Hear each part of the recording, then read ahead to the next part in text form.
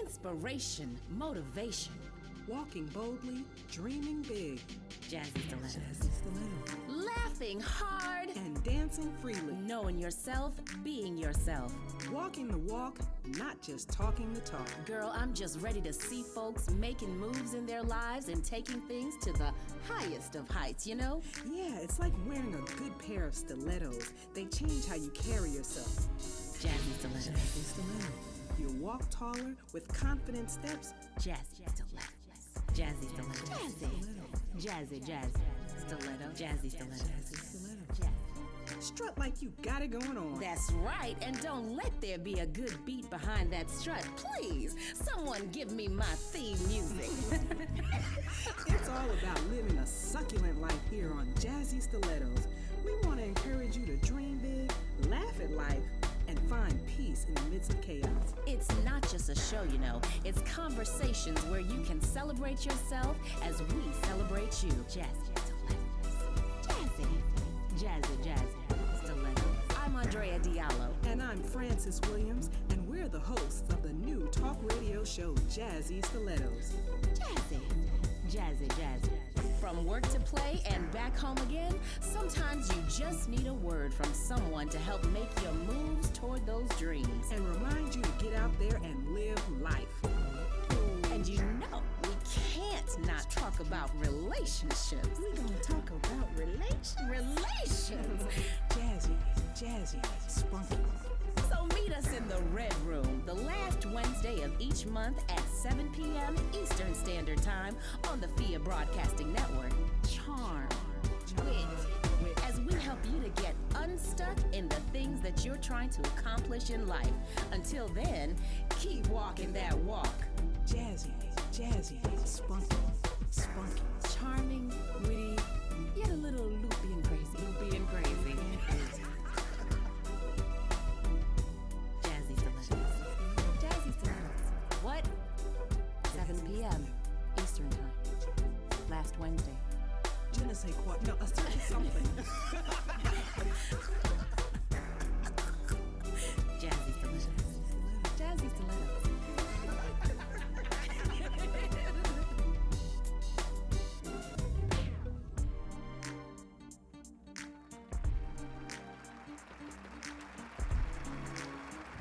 Welcome to the Red Room.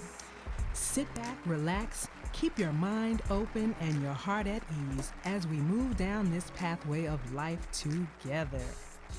You know, it gives me great delight to be able to introduce to you my very good friend, minister, author, and certified Christian lay counselor, the lovely, the brilliant, the wonderful Andrea Diallo. Well, now that's a great introduction there, Francis. Yeah. But you know what? I have to tell you all that it gives me the best pleasure to introduce my friend, financial analyst, entertainment specialist, editor, and woman who also happens to be one of the best cooks, as evidenced by the additional inches on my thighs, Francis Williams. Hello. And we are the hosts of Jazzy Stilettos. Where it's all about living a succulent life. We want to encourage you to dream big, laugh at life, and find peace in the midst of chaos. Is that all right? That's all right. So have a seat and unwind a little. Put your feet up, grab that coffee or tea or a glass of wine, and get ready for a 1 hour fantastic conversation with friends. That's right indeed. We are definitely excited to be able to have you visit with us in our cozy Red Room.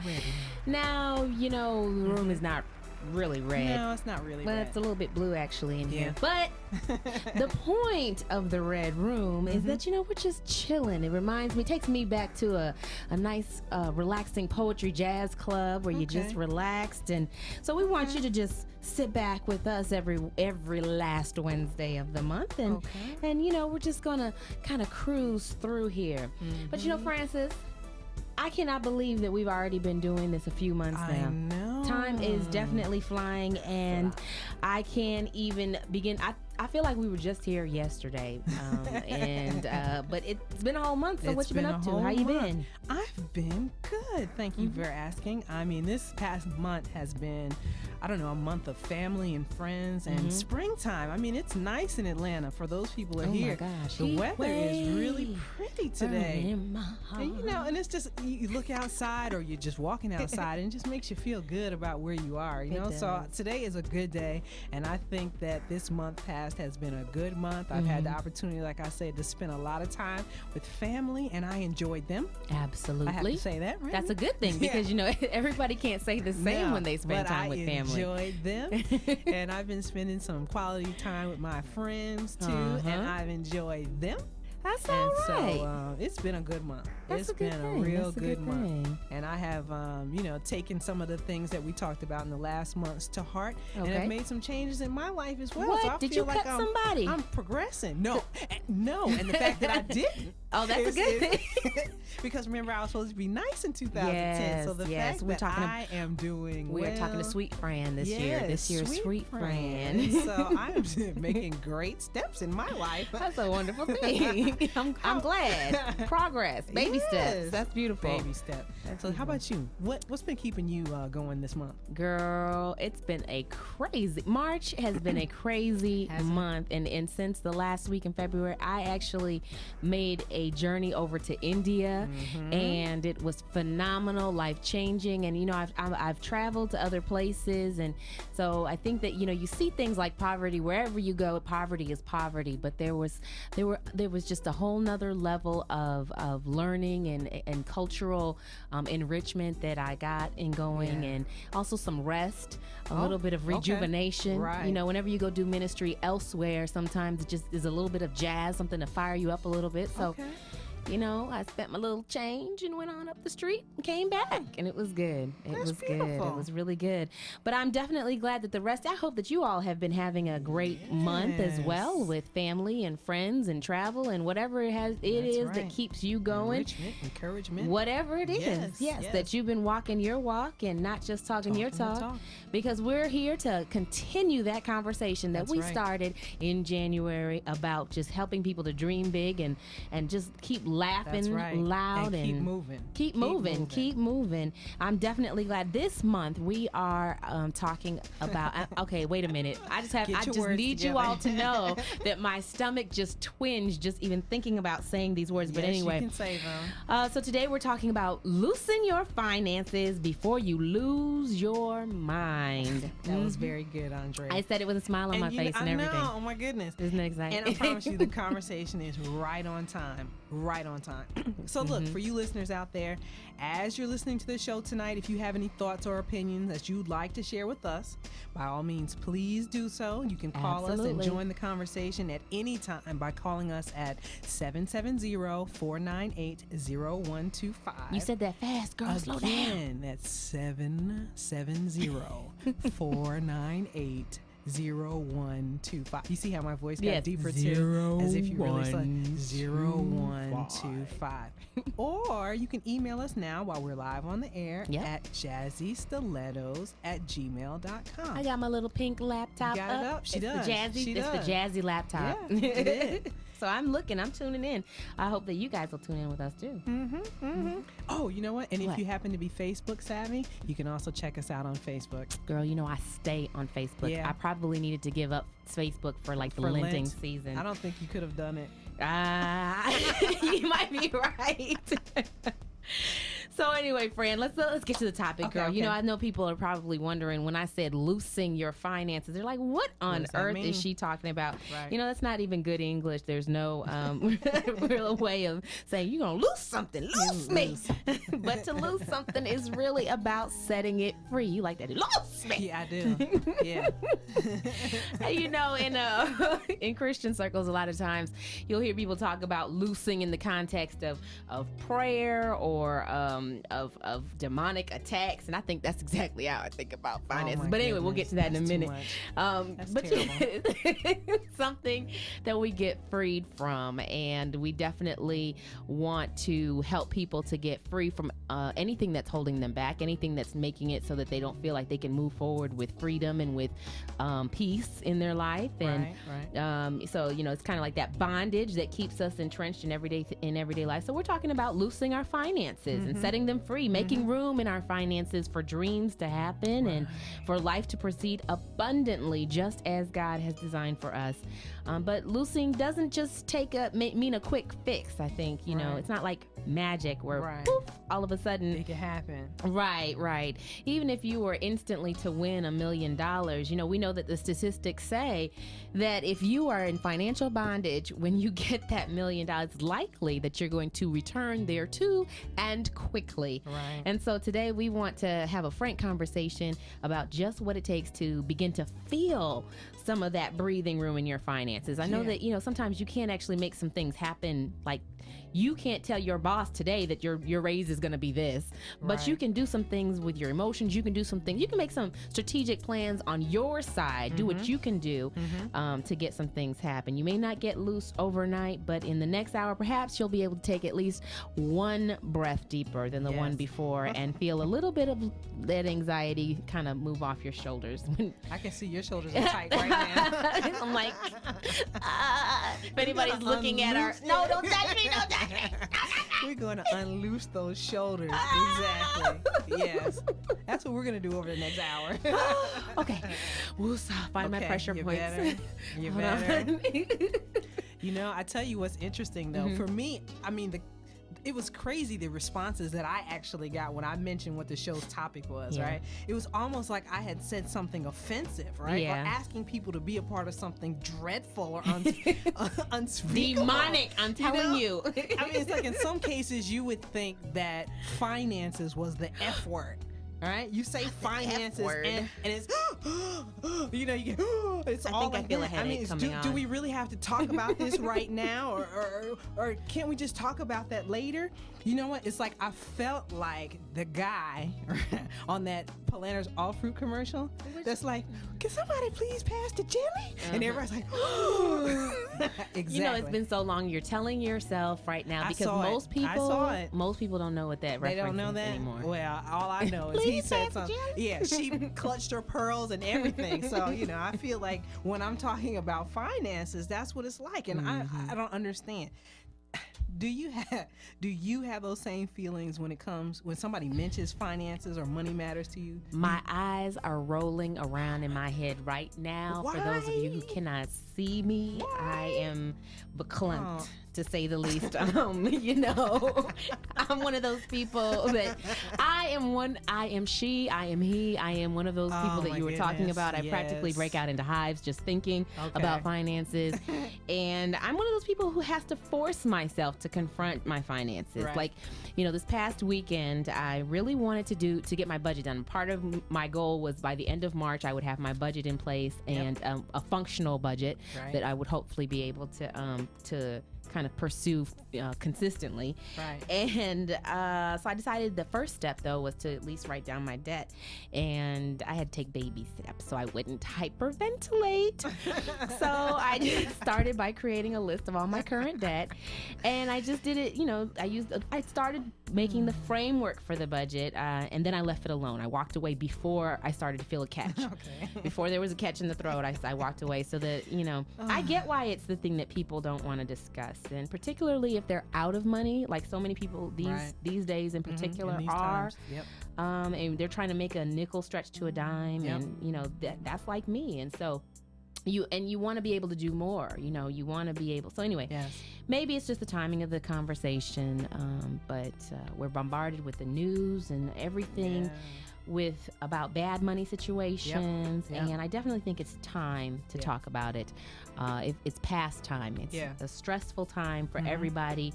The double digits with unemployment rates, you know, fluctuating gas prices, food prices, investment portfolios that have tanked. I know my 401k, I stopped even looking at it the minute we started going down, and it's understandable that people are really just stressed out. You know, they've been outsourcing jobs overseas, pulling people over here, doing this. Small businesses closing down. Mom and pop stores are non-existent practically anymore. They're really struggling if they are. And so, you know, what are you supposed to do? You don't even have enough to think about going on vacation, You know, what's that about? Yeah. Vacation? Yeah. Let alone thinking really about leaving a legacy and all of those things. So I understand why it's concerning for people. But but what are people doing to stay afloat in these type of financial waters? Like, how are we actually dealing? Is your mind trying to like so-called help you by like conjuring up fearful images? The don't do that because it'll never work. Is that what your mind is telling you? Or are you pulling your hair out trying to figure out what to do? Yeah, I have a few bald spots. And why is it that some people are holding it together just fine, while others are freaking out and talking about leaving the country? And I'm talking about myself right there. I didn't say you trying to leave the country. For real, I am about to break camp. I mean, but you can't go anywhere because I'm not ready to move, and I've already told you that you must consult me first. Oh, I'm just saying, for real, it's like it's a stressful time. I need my friends to stay here. It's a stressful time. But I mean, I know it's like that for a lot of people. I know it's like that. It is, and financial stress is common. Yes. If you are forced into frugality because you've lost a job, because of divorce, because of death in the family, or being just over your head in debt.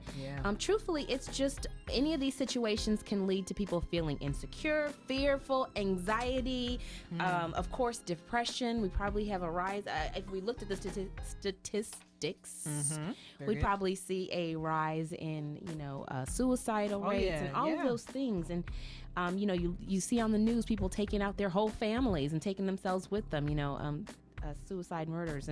And so these feelings can also cause you to make poor money decisions. So it's like a compounding process because you're in a bad situation, you get stressed out, so you go and what do? You go out to eat. Well, you didn't really need to go out eat because that was extra money you didn't really probably need to spend. So you're compounding the situation. Right. These poor decisions definitely lead to heavy debt loads. And it just doesn't seem to end. No, it doesn't.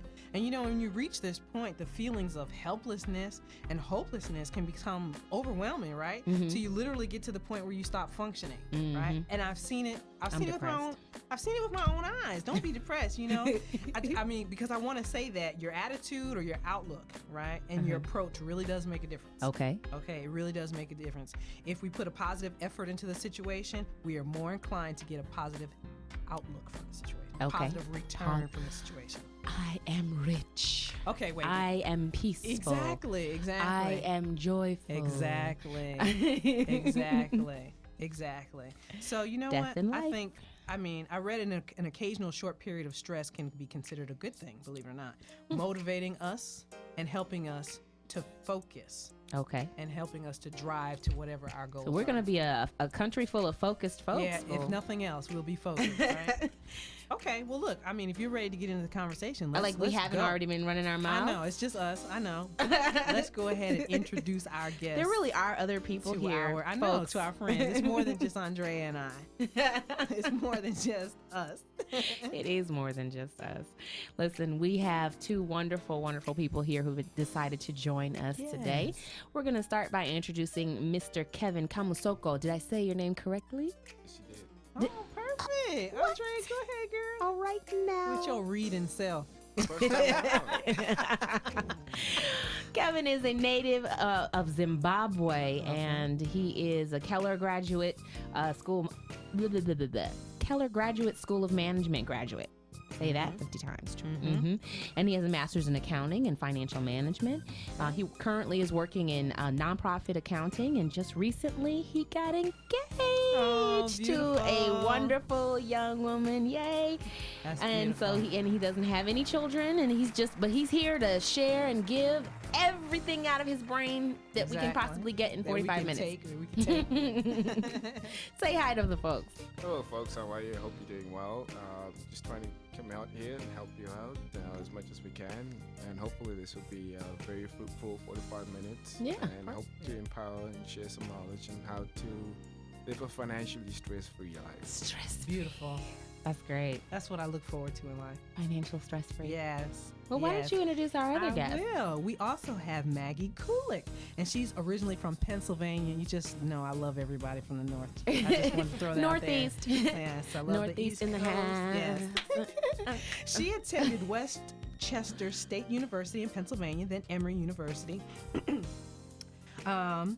And let's see, she is the owner of Maggie Kulik and Associates, a platinum financial advisory practice of Ameriprise Financial, where they do financial planning and asset management. All right. And what I like most is how she says, I tell people I do pastoral care of money. I love it. That's beautiful. Yes. That's an excellent way of putting it. Yes. I feel that he's just looking at you. Okay. Just listening to that. Okay.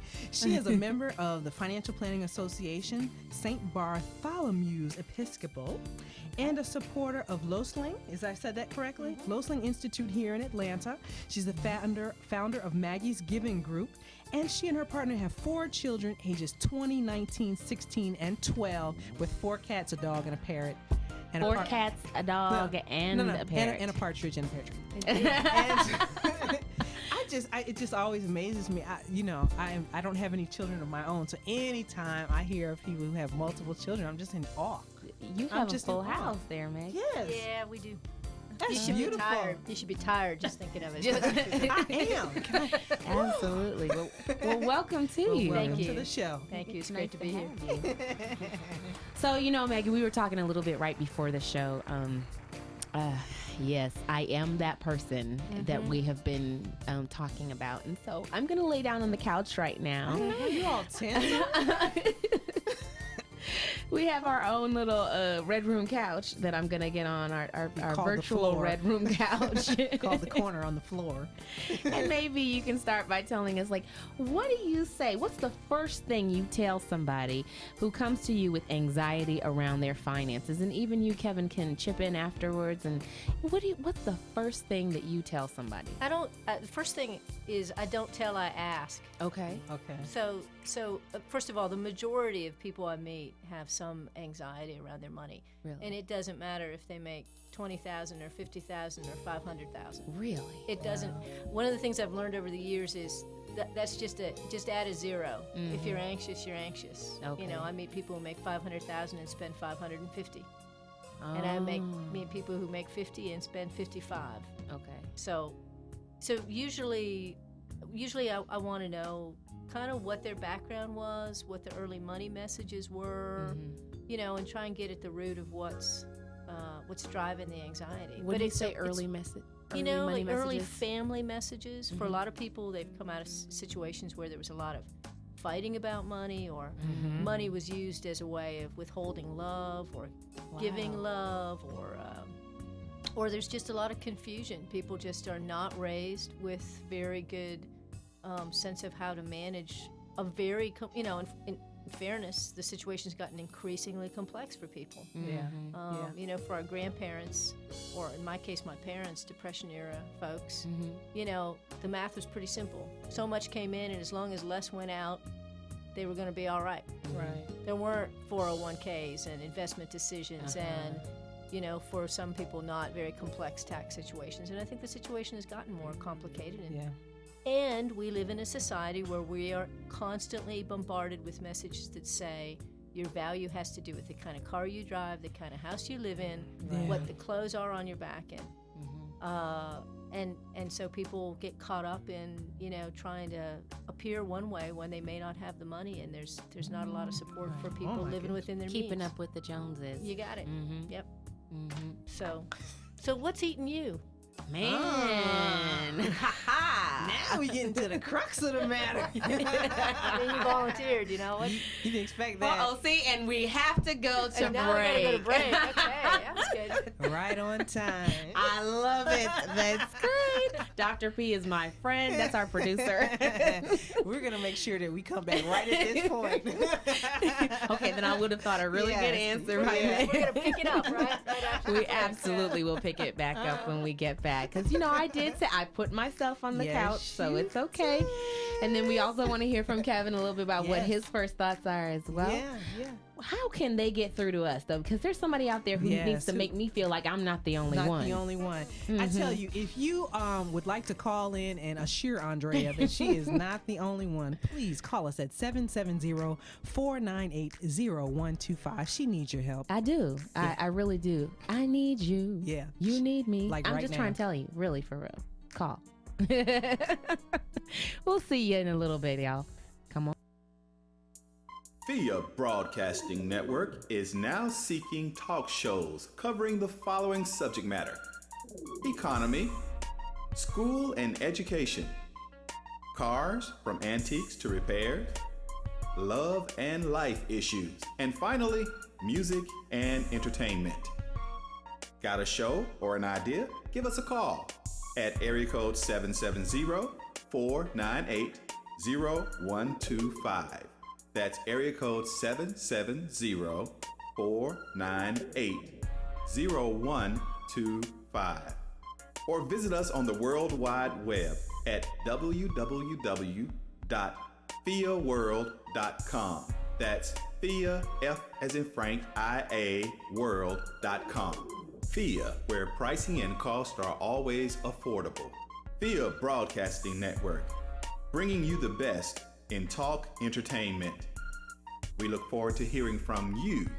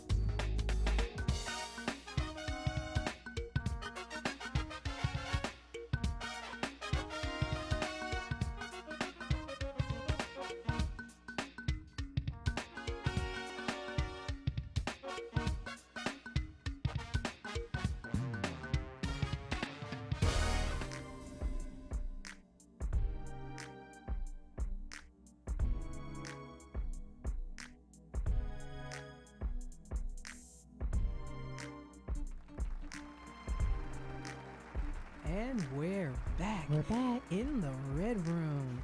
I'm Andrea, this conversation is going to be something special. I know it is. We are talking about loosen your finances before you lose your mind. Finances. That's right. She's over here cringing for those people out there.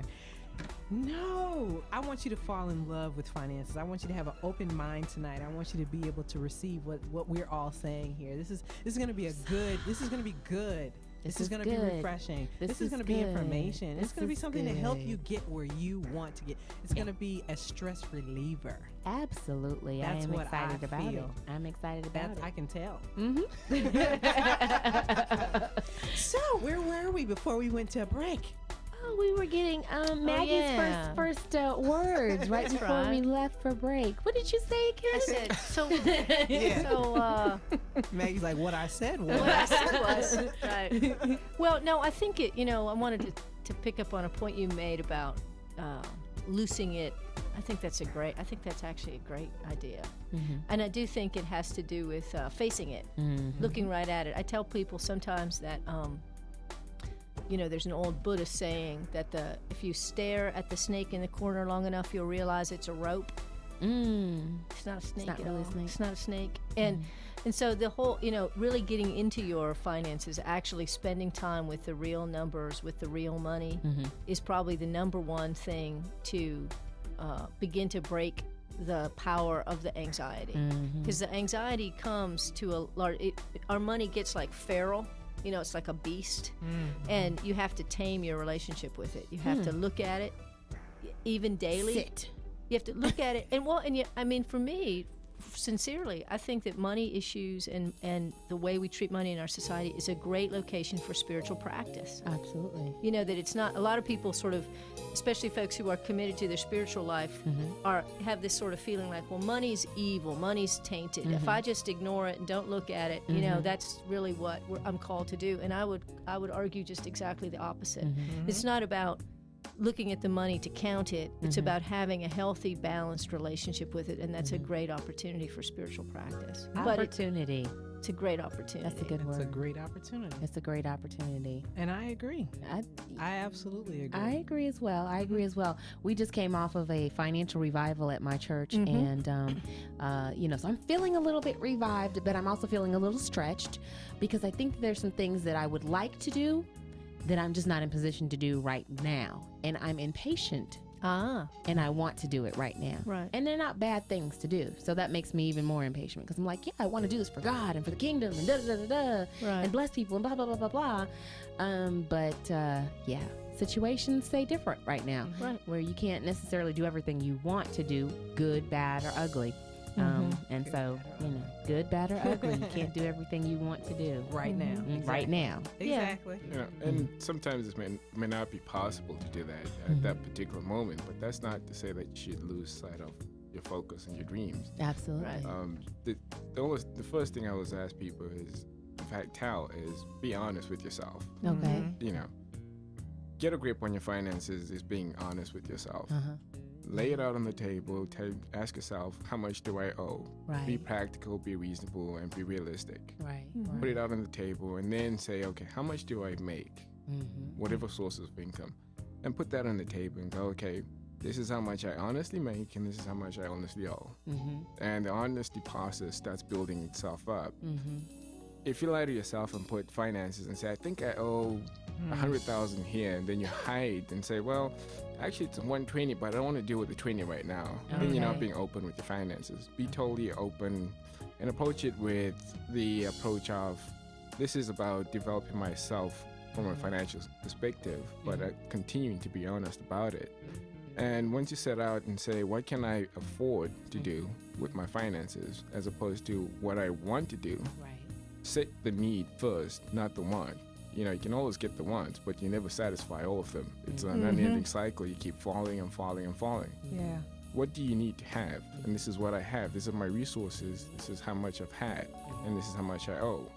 And start that balance to come into an approach of, this is realistically what I need to set as a goal for the next month. Don't start, holistically and say, for the entire year, I'm going to get it right. You can't do that. You overwhelm yourself and it becomes a burden, and then you get frustrated and you get anxious and then you run away. And each time, we come and ask, so what have you done with your budget? I'm still working on it. Right. So start off small. Right. And generally what I usually do is the practice of saying, okay, here's $20. Tell me what you're going to do with this $20 if I give it to you today. Give me an idea of what you're going to do. And based on that, you usually assess, I'm not sure if this is what you do, but you assess and say, okay, if this person's got $20, how much are they allocating to themselves, the basic needs, the Maslow hierarchy of needs, food, shelter. And you look at that and you go, okay, are they going to have lunch? Are they going to spend it on dinner? How are they going to budget that $20? Right. And then you build on that foundation with a small amount within a small time frame, and then you say, okay, let's look at $50 for the week. Right. What am I going to do with this $50 paycheck that I got? And keep building on that weekly, and then it becomes a monthly process. And then eventually you continue doing it every month. But if you start off and you overwhelm yourself with everything in one go, you wind up finding yourself in a situation of feeling anxious and very much overwhelmed with your finances. So start small, build up. Yep. And that's exactly what I was saying, that, that was the step that I took this past time. I think that, my history has been that I have been through a period where I made mistakes in my finances and made poor choices. You go away to school and somebody sends you a credit card. Oh, yeah. You get the application in the bag that your books, yes. when you buy your books, it's in the bag. And despite the advice that I had received from my brother's girlfriend at the time, Faith, I remember she said, whatever you do, don't get a credit card. I remember her saying that. I was like, oh, I can do it. I'm not going to be that one. And I became that one. And it wasn't with an incredible amount of money, but it was enough to stress me out. And so that was kind of my first exercise at really handling my own money. I had a little job when I was in high school for a little minute, but money, I didn't really confront money myself until later in life. We didn't have big, huge conversations about it when I was growing up. I didn't know my parents' financial status. We were probably poorer than I ever would have known because they made sure that we felt comfortable. We didn't have more than we could afford, but that we were loved, and so we felt okay, and balanced it out. But if I look back now, and if I probably did an examination of their finances, they were probably borderline poverty level, and I just didn't know, because they did a good job of keeping us as children. But at the same time, not sure about that. Yeah, I was going to say, but at the same time, there wasn't a balance. And I think that we missed some things. They did the best that they could, but we missed some things that we maybe could have had that might have taught us a little bit more about management. So that by the time I got to college, and when I was on my own and was saying, okay, here's the first set of handle your own money, it wasn't quite as much of a culture shock. And so, I recovered from that period of really willy-nilliness, I guess. I don't know how else to say it. But in order to do that, at some point I had to go to CCCS, to the Consumer Credit Counseling Service. And I went through all of that and went through a few years of rebuilding credit and all that kind of stuff. And then got into a house and all that kind of, after a while. So I'm just nervous about ever going back there, I think. It's half of my anxiety. I don't want to ever do that again. And so I think that a lot of people are like that, if they've ever had a point where they were like, oh, I didn't do it right, and I'm super duper type A, want to do it right the first time, beat yourself up on the head if you don't. Yeah, I think there's just a lot of, I just encounter people at all different levels socioeconomically that have some source of shame around money. There's just some place where they just feel inadequate, they feel like they don't understand it, or they don't know it, or they've made mistakes, and it's just really, really hard for them to. And there is this, as you ran into when you were talking to people about the show, there's this sense in which, it is, people would sooner tell you a lot of details about their sexual exploits than they would show you their tax returns. It is so, it's such a source of. Show me your tax returns. Yeah, exactly. What'd you do last night? Yeah, they're happy to tell you about last night. They'll tell you that sooner. And so what is that? What is it about? There's this taboo. It's because of how we still, we judge people very strongly based on what they make or what they drive or what they have. And we've sort of lost, I think, maybe there was a time in our culture where it was honorable to be working your way up. But there is something about our culture now that expects people to either just already have it there, or they already want it, and they want to look like they have it when they maybe don't have it. When they don't, And it's just, it's a trap. And we're encouraged to stay in the trap. I mean, a consumer culture wants to have you stay in the trap. Yeah. Well, you guys are financial wizards. I'm at the table with financial wizards, all three of them. So I'm Waldo. Where's Waldo? I'm Waldo. I am the one. But I'm looking at you all. Then, what was the different message that you got? As if we say that I'm the one who has all this anxiety.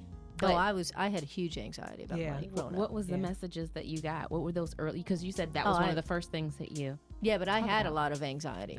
And I got into a lot of the reason why I wound up in the profession I was in was at some point it dawned on me that if I had all this anxiety, and I was reasonably well off and, upper middle class and college educated, but I was raised by a Depression-era father, and somehow I got the message that if I didn't have a whole lot of money, I was going to die. I mean, I wasn't going to just be, I was going to die. And it was just this sort of like real distorted. Now, he didn't mean to send that message. Right. But somehow that's the message I got, again, in the culture. And I think it was a long time before I took hold of my own financial life. And the minute I began to do that, I started to feel so much better. I thought, if I feel like this, there must be a lot of people like me who feel like this, and I should be working with people around trying to find ways to feel better. And I have learned how to feel better because I'm immersed in it. It's what I do for other people. It's what I do for myself. And now it's become like the air I breathe. And it doesn't have that boogeyman kind of feeling. But it's because I had that anxiety myself that I have some sense of what's going on. Yeah. So, anyhow. How about you? Yeah. Either one of you. I think, like just pointing out, anxiety, it's whenever you grow up being taught money is important, you need money for this, you need money for that, and then you've got this social conflict which is always pushing you into you have to have money to be up in this status, and it puts you in a situation where you feel anxious just being immersed in it, where you're asking yourself, if I don't have money, what am I, who am I? Exactly. And it becomes your definition defines you. But growing up, it was more like, okay, if I didn't have money for this, that was it. I'll make do, find another way. So substitute it with something else. Okay, I'm going to stop you because I'm going to push pause for a second. We have to go to break, but we're going to come back and push unpause again, Kevin, because I really like where you are, and I want to continue that conversation as we come back from the break. Jazzy Stilettos. See you in a minute.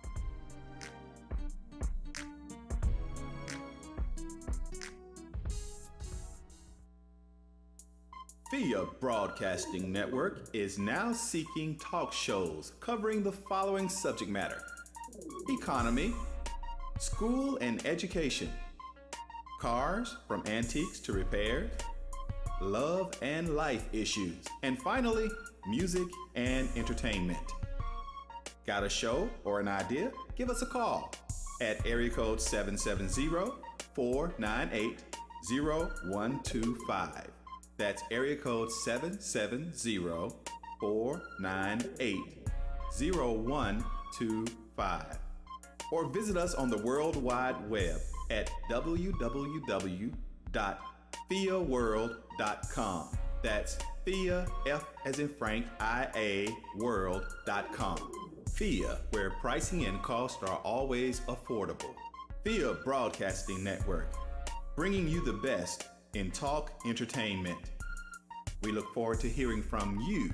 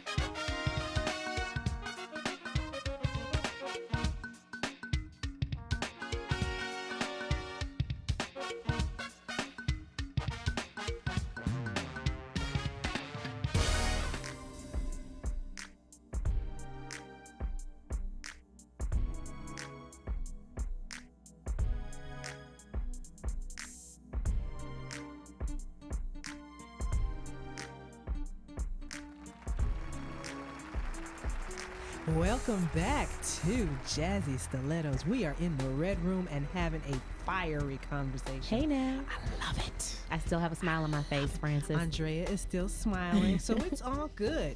And we're talking about loosening your finances before you lose your mind. Are you okay? My mind You is all still right? here. I'm here. Do I need to check your pulse? No, I'm good. When we left, Kevin was Yes. was really on a roll. So let's join back to Kevin. All right, back to you, Kevin. So we were going back and forth Early about messages. the early message, which was feeling anxious about your money control and sitting within. And essentially, the point that I was trying to make was live within your means. Don't live outside of your means and beyond your means. And growing up, you were always taught, substitute with something that you can do. So you grow into and try to foster yourself into a learning culture of, if I can't do this now, how can I get to it? Set a goal and live within that goal and constantly reassess yourself. At the same time, living within your means. Don't try to live a $50,000 life with a $25,000 paycheck. Is what I'm saying. So try to focus on, what do I do now and what do I have now, and build towards the goal. And we were talking on break about transitioning, growing into it, and not letting yourself be in a situation where you've got conflicting societal demands, which tell you, spend this, be this, but define yourself first and be open with yourself about what you can really do at this moment, and live within that, and continue to progress step by step. And I think it really starts with having some real conversations with people and opening your mouth, because part of you were talking about the word shame.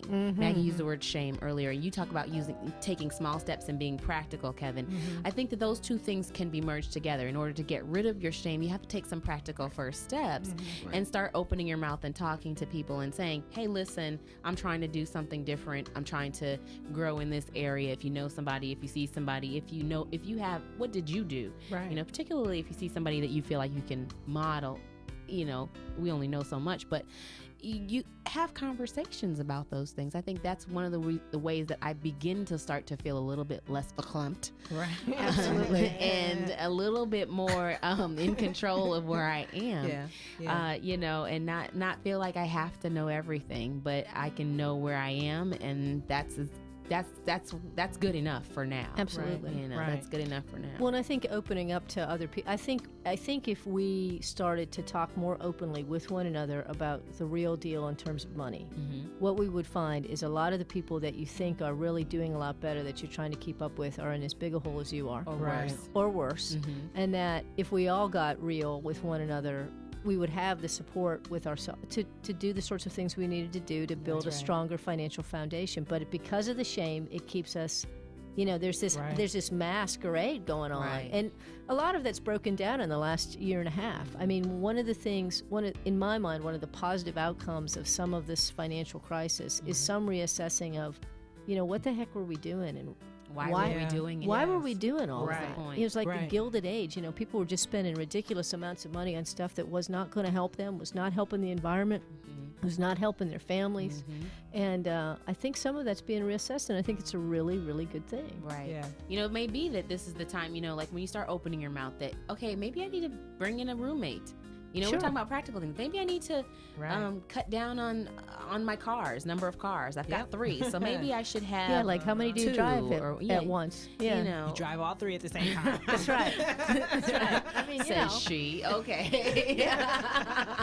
Right. But I think that we're so used to wanting to look a certain way, like you said. Yeah. I have to be. If I'm going to be this successful woman who's got it all together, I'm not going to have a roommate. I'm going to be able to handle it all on my own, and I'm going to be able to be flossing my this car and that thing, and you have it set in your mind what success looks like. Exactly, especially if you are tied it to a certain age. Don't get me started about turning this age, turning that age. It's like Kevin was saying. I've heard of this phrase before, talking about $50,000 millionaires, right? So you're talking about somebody that has, 50,000 or spending 50 like they had, like, and only make 25, but a $50,000 millionaire, same thing, is where you're trying to floss or trying to act like you are a millionaire and look like you are a millionaire, when at most you make $50,000. A Right. $50,000 millionaire. Flawed You have a men. lot of people around here that are doing that. I mean, but they feel like that's what they have to do. That's what success looks like for them. They have to be driving that car, and they have to have brand label clothes. Yeah, And if it's on your body or you're driving it, there's a more vulgar phrase for this, but I'll just put it this way: if it's on your body Be or nice. you are driving it, it is not an asset. Okay. Thank you for saying that nicely. And we talk about success, you know, and we've got to measure what success is. Right. You're Success right. is what you define it to be. How have you progressed? And that could be financial or anything. But what have you progressed in and succeeded in accomplishing? And most times I think we borderline go on this line of success is a right. Right. It's a privilege. And you earn and you work towards a privilege. Don't expect to be entitled to it. It's not your right. You earn it. I and deserve so it.